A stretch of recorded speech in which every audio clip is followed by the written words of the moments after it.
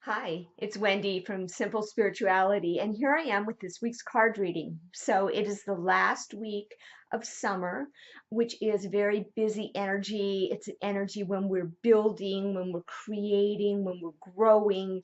It is the end of the masculine or active time of the year.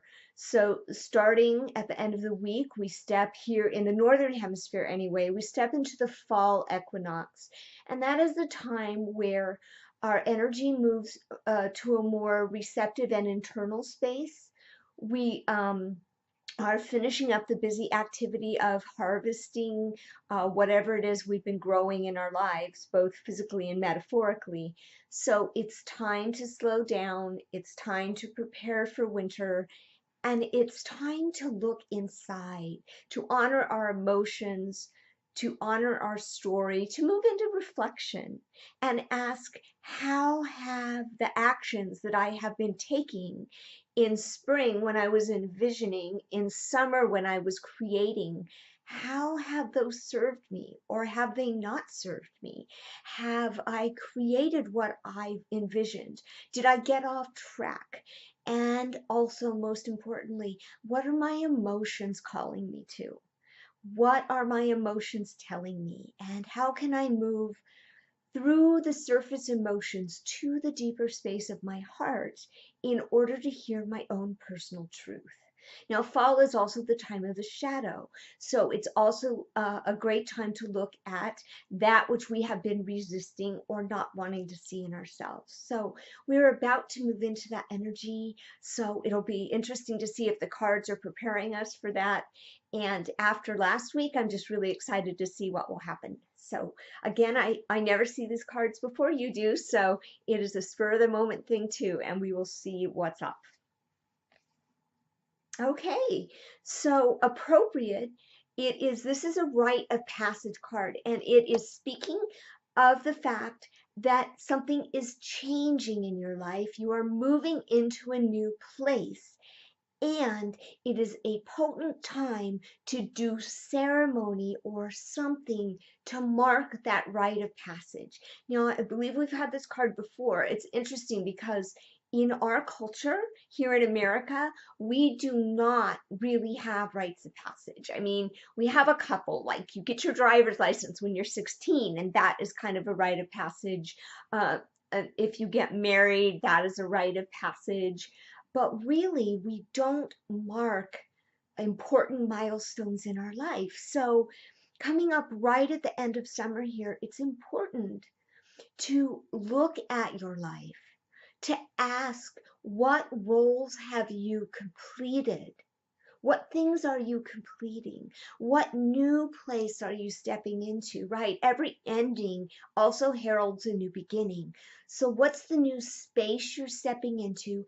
And what can you do to honor that? What, it doesn't have to be big and fancy, but what kind of ceremony or marker can you give yourself in order to honor that you have completed one thing and you are stepping into the new?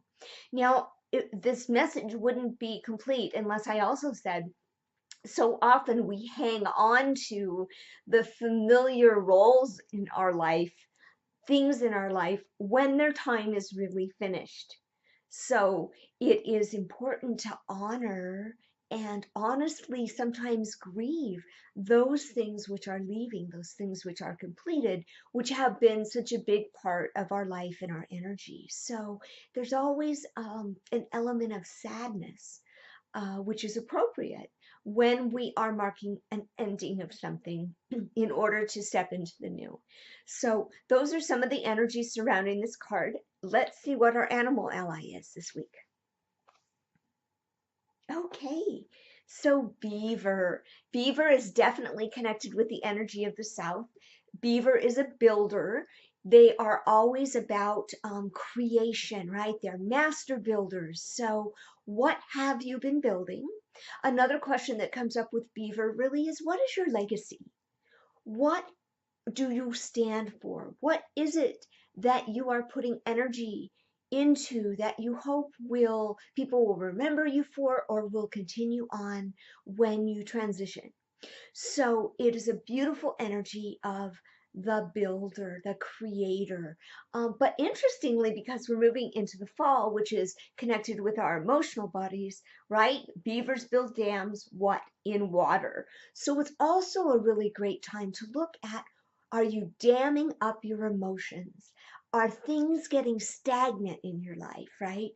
Or are you allowing your emotions to flow? Are you allowing the energy of your emotions to flow? Emotions don't want to be dammed up. They don't want to be repressed.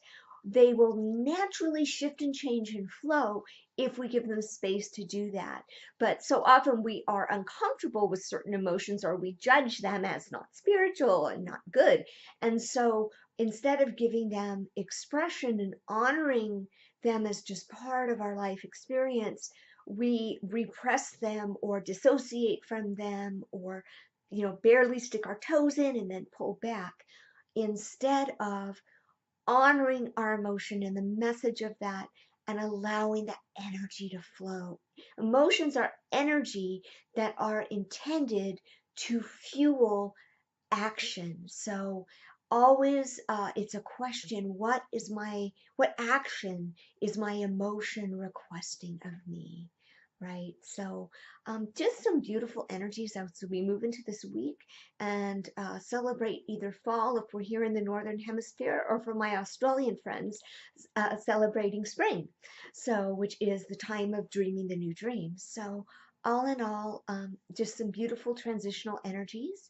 I wish you an amazing week, and until I see you again, as always, may we walk in beauty. Take care.